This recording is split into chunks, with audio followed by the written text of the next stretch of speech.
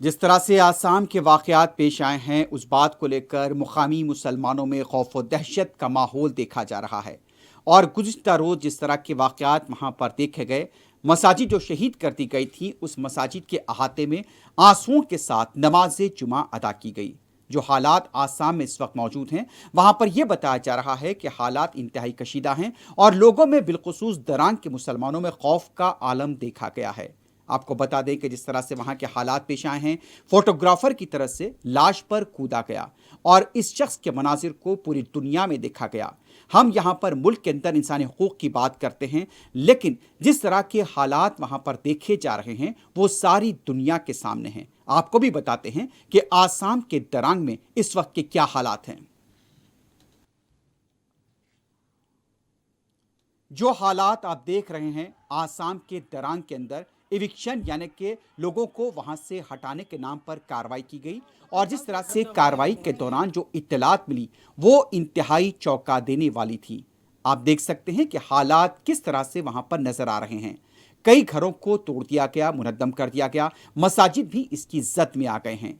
और वहां के जो मुतासरीन है उनका यह कहना था कि अगर हम बांग्लादेशी हैं तो हमें वहां पर भेज क्यों नहीं देते। एक शख्स मोइनुल हक को वहां पर मारा गया पुलिस की फायरिंग में, और दूसरी तरफ शेख फरीद नामी एक और नौजवान भी मारा गया है। इनके अफराद खानदान सख्ते में है। मजलिस के सदर बैरिस्टर असदुद्दीन ओवैसी ने भी एक ट्वीट करते हुए मोइनुल हक के अफराद खानदान से इज़हार ताज़ियत किया है और मुतालबा किया है कि इसकी शफाफ तहकीकात होनी चाहिए और महलूकीन के वर्सा को यहाँ पर मुआवजा अदा किया जाना चाहिए।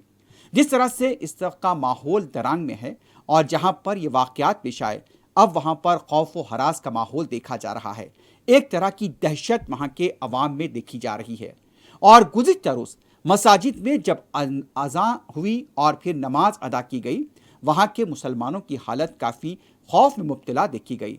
लोग वहां पर सहमे हुए हैं, डरे हुए हैं और आंसुओं के साथ वहां पर टूटी हुई मस्जिद के पास नमाज जुमा अदा की गई।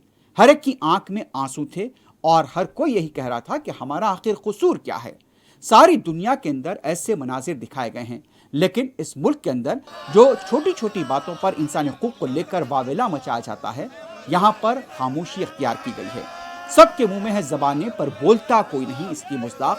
कोई टीवी चैनल पर इस बारे में बहस नहीं हो रही है, क्योंकि क्या ये मुतासरीन का ताल्लुक एक अक़लियती तबके से है इसलिए, या फिर क्यों इस तरह के हालात यहाँ पर बनाए गए हैं कि यहाँ पर लोग टूटी हुई इबादत गाहों के पास रोते हुए नमाज अदा कर रहे हैं। कोई उनका यहाँ पर पुरसान हाल नहीं देखा गया। हर एक की आंख में यहाँ पर आंसू थे और ये लोग अल्लाह रब्बुल इज़्ज़त की बारगाह में रक़्क़त अंगेज़ दुआएं कर रहे थे कि हमारी हिफाजत फरमाएं। तो इस तरह के वाक़यात और मनाजिर वहाँ पर देखे गए हैं आसाम के दरांग के अंदर। टूटी हुई मसाजिद के सामने भले ही कम मुसलमान थे, लेकिन जिस तरह से वो वहाँ पर जमा हुए और रोते हुए नमाज जुमा अदा की। और दुनिया को इस बात के लिए ये बात भी सोचने की ज़रूरत है कि यहाँ पर जिस तरह से जो भी वाक़यात पेश आए हैं, वैसे भी ये हिंदुस्तान का अंदरूनी मामला है। दुनिया को इस बारे में बोलने की ज़रूरत तो नहीं है, लेकिन हम जहाँ पर दूसरे ममालिक के दरमियान यहाँ का मीडिया चीखता है, चिल्लाता है और यहाँ के जो भी हालात को प्रोजेक्ट करता है, और जिस तरह से यहाँ पर हम इंसानी हुकूक़ की बात करते हैं, यहाँ पर जुल्म की बात करते हैं अक़लियतों पर, बैरूनी ममालिक की अक़लियतों पर, लेकिन ख़ुद इस मुल्क के अंदर आप देख सकते हैं कि इबादत गाहों को मुनद्दम कर दिया गया और यहाँ पर रोते हुए लोग नमाज जुमा अदा करते नजर आए। घटना हुआ है वो बहुत ही खराब घटना है। मैं तो क्या तो बहुत घिनौना घटना है, क्योंकि जो पुलिस लोग हैं, आरक्षी लोग हैं, वो लोग रहते हुए भी ऐसा घटना हुआ है तो ये बहुत ही खराब है। और शायद पूरे देशवासी को पता है कि जो भी हुआ है, अब मैं क्या बताऊँ। ये जो माँ बाप देख रहा है, इसका बेटा जिसका नाम है शेख फरीद, उसका शायद 14-15 साल ऐसा 16 साल ऐसे कुछ, मैं परफेक्टली मैं बता नहीं सकता, ऐसे कुछ उम्र होगा। जो वो ऑन द स्पॉट उसको फायरिंग लगा है, ऑन द स्पॉट डेड हो गया। तो ये लोग अभी देखिए, अगर आप इस इलाका का लोग रोया है, कल मैंने देखा है। मैं इद्दिस बोल रहा हूँ।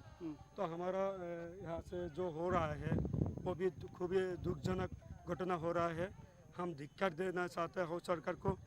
ये भी बोल रहा हो जो हमारा